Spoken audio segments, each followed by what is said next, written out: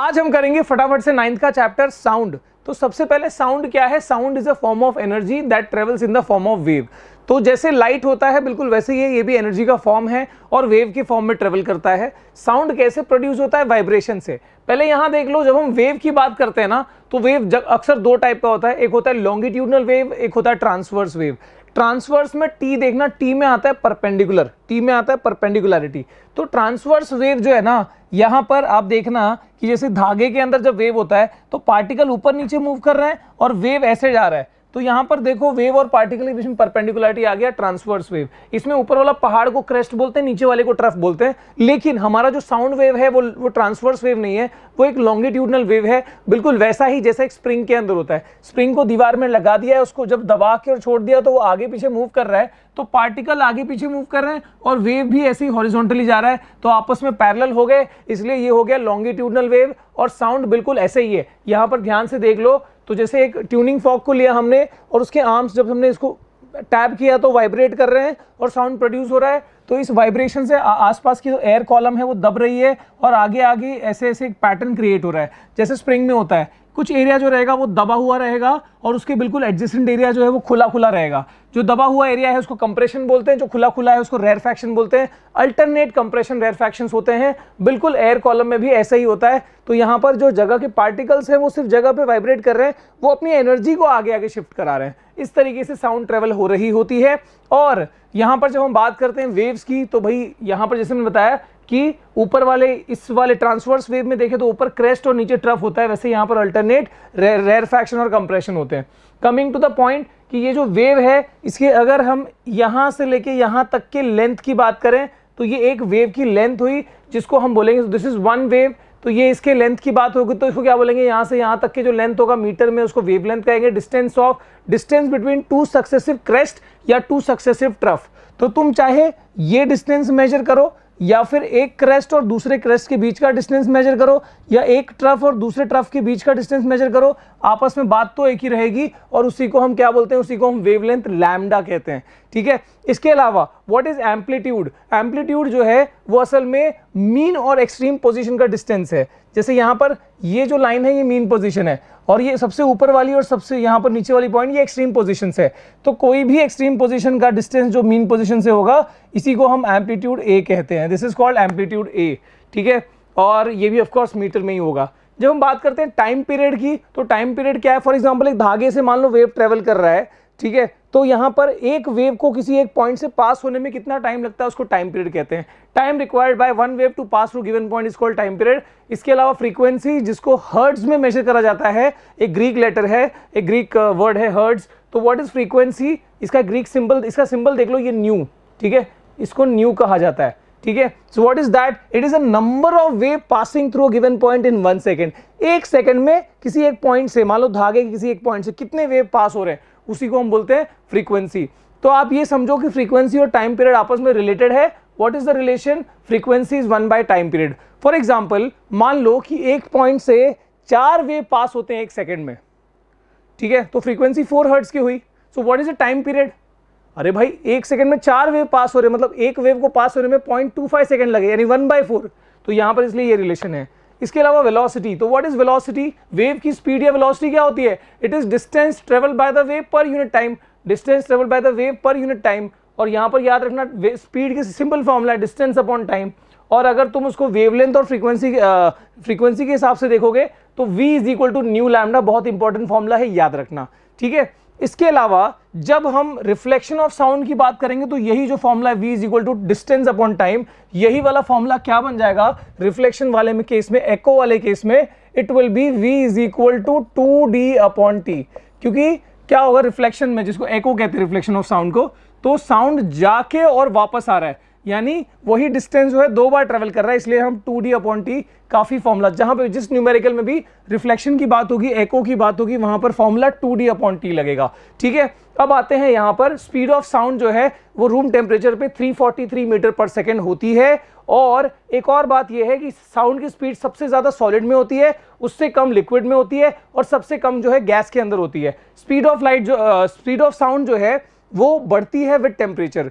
तो जैसे जैसे सराउंडिंग का टेम्परेचर बढ़ेगा साउंड की स्पीड बढ़ेगी बाय 0.6 मीटर पर सेकेंड। ठीक है, यानी कि हर 1 डिग्री के साथ 0.6 मीटर पर सेकेंड जो है वो टेम्परेचर के साथ में स्पीड ऑफ साउंड बढ़ रही है। For example 343 metre per second है at for example 30 degree Celsius, तो 31 पे कितना होगा, वो हो जाएगा 343.6 हो जाएगा।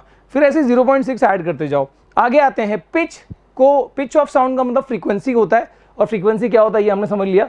It is also called shrillness. तो जो एक बच्चे की आवाज़ होती है, जो बहुत शार्प आवाज़ होती है, गर्ल्स की आवाज़ होती है, वो high pitch high frequency sound होती है। और जो बॉयज़ की आवाज़ होती है, या जो एकदम हाई बेस वाली आवाज़ होती है ना, जैसे कि एक शेर की आवाज़ जो होती है, ठीक है, वो जो है वो लो पिच साउंड होती है। ठीक है, अब यहाँ पर देख लो फ्रीक्वेंसी के बारे में। हम ह्यूमन ईयर जो है वो 20 हर्ट्ज से 20,000 हर्ट्ज तक सुन सकता है, उसी को ऑडिबल साउंड या फिर सोनिक साउंड भी कह सकते हो।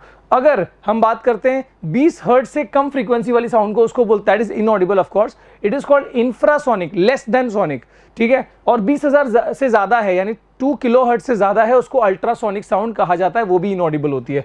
अब आते हैं भैया यहाँ पर, मैंने बताया रिफ्लेक्शन ऑफ साउंड को एको कहते हैं। एको के लिए मिनिमम कंडीशन क्या है कि भैया जो सोर्स ऑफ साउंड है और जो रिफ्लेक्टर है उसके बीच में एटलीस्ट डिस्टेंस कितना होना चाहिए, 17 मीटर का। ठीक है, क्योंकि जनरली अगर हम ये बात करें कि भाई 340 metre per second speed of sound होती है, और हमको दो साउंड को डिस्टिंग्विश करने में जो टाइम लगता है वो कितना होता है, 0.1 सेकेंड का।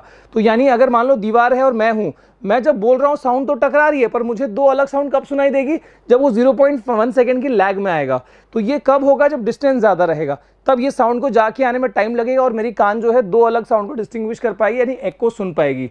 जैसे कि हम बोलते ना, अरे सुन, तो वहां से आएगा टकरा के, अगर सुन सुन सुन, तो वो वाले इस टाइप से।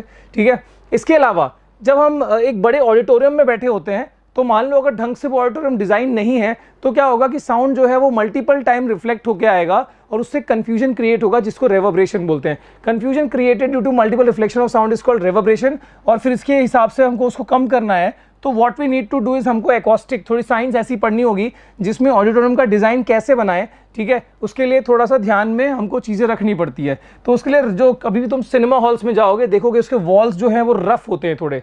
ठीक है, जैसे इस रूम में भी, स्टूडियो में भी ना रफ वॉल्स हैं, तो उसका कारण क्या है, साउंड अब्जॉर्ब करने के लिए। घरों में पर्दे क्यों लगे होते हैं, साउंड को अब्जॉर्ब करने के लिए, साउंड बाहर ना जाए। ठीक है, इसके अलावा जो स्टेप्ड फ्लोर्स होते हैं, देखा होगा तुमने सिनेमा हॉल्स में ऐसे स्टेपिंग्स होती है, ताकि साउंड जो है ना वो बट जाए, वो डिवाइड हो जाए, वो डिस्ट्रीब्यूट हो जाए। और तीसरा, सीलिंग भी जो है कर्व्ड होती है, it also helps in reducing the reverberation. ठीक है, तो यहां पर हो गया। अच्छा, तुमको जब इस तरह की दो साउंड दिखे, या जब भी तुमको पेपर में दिख जाए, तो याद रखना कि इसकी वेवलेंथ तो भैया सेम है, वेवलेंथ तो सेम है, देख लो, लेकिन इसकी हाइट ज्यादा है, यानी एम्पलीट्यूड ज्यादा है। तो याद रखना, एम्पलीट्यूड कम और एम्पलीट्यूड ज्यादा से क्या होता है, ये सिंपली वॉल्यूम, ये कम वॉल्यूम वाला साउंड है, ये ज्यादा वॉल्यूम। टीवी की वॉल्यूम बढ़ाओगे, ये बढ़ा रहे हो तुम, हाइट बढ़ाओ, याद रखना। इसके बाद यूजेस ऑफ अल्ट्रासोनिक साउंड, ये बहुत यूजफुल है, बहुत इंपॉर्टेंट भी है। जैसे सबसे पहला जो है sonar, sound navigation and ranging, full form देख लो, साउंड नेविगेशन एंड रेंजिंग। ये कहाँ लगाते हैं, शिप्स में, सबमरीन्स में, ताकि भाई उसके अंदर एक ट्रांसमीटर लगा होता है, रिसीवर लगा होता है, ट्रांसमीटर से अल्ट्रासाउंड सेंड किया जाता है, और अल्ट्रासाउंड मतलब पता है ना, 20,000 से ज़्यादा वाला सेंड किया जाता है, और वही रिफ्लेक्ट करके रिसीवर जो है उसको रिसीव करेगा, जिससे पता लग पाएगा कि भैया सेफ डेप्थ कितना है, डेप्थ कितना है, नीचे कोई दुश्मन का जहाज, सबमरीन तो नहीं है, या कुछ कोई दानव तो नहीं आ गया, समुद्री दानव। इस तरीके से ये जो है, ये एक सेफ्टी पर्पज से सोनार सिस्टम लगा होता है किसी भी शिप पर या सबमरीन में। इसके अलावा जो बैट्स होते हैं, जो चमगादड़ होते हैं, उनके पास एक स्पेशल जो है टेक्निक है, उनकी आईसाइट थोड़ी पुअर होती है, और वो भी रात में निशाचर है।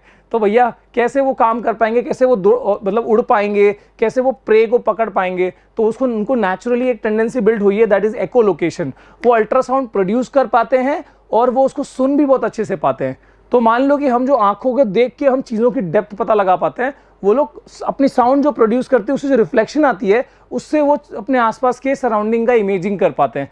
तो ये जो है कमाल की टेक्निक बैट्स के पास है। इसके अलावा मैं बात कर रहा हूँ अल्ट्रासोनोग्राफी, या सोनोग्राफी सिंपली सुना होगा, कि जो पेट में, वोम में जो बच्चा है, उसकी हेल्थ को जानने के लिए सोनोग्राफी काम आ रही होती है, या फिर किडनी स्टोन को डिटेक्ट करने में। सो वो क्या होता है, वो भी एक मशीन होता है, यंत्र होता है, जो साउंड प्रोड्यूस कर रहा है, और जब साउंड टकरा के आ रही है, रिसीवर उसको रिसीव कर रहा है, और अंदर के जो भी हालचाल है वो बता पा रहा है। तो ये बहुत काम की चीज होती है मेडिकल साइंस में। इसके बाद बात करते हैं detection of flaws in big machine parts. तो मान लो कि मैं कहीं दूसरी देश में गया, और मेरा एक बहुत बड़ा मशीनरी प्लांट है, जहां पर एक बहुत बड़ा पार्ट है जो वहां से मैं लेने गया हूं, तो उसके अंदर क्या फ्लॉ है, कोई क्रैक है, कैसे पता लग पाएगा। तो उसको एक सिस्टम में रखा जाता है जहां पर एक तरफ ट्रांसमीटर एक तरफ रिसीवर होता है और यहां से साउंड सेंड की जाती है, यहां से अल्ट्रासाउंड रिसीव की जाती है। बीच में कोई फ्लॉ होगा ना तो वहां पे डेविएशन डिफ्लेक्शन होगी जिससे पता लग जाएगा। ठीक है, इसमें टेक्स्ट बुक में आपको डायग्राम दिया हुआ है। इसके बाद आखिरी में है what is difference between noise and melody.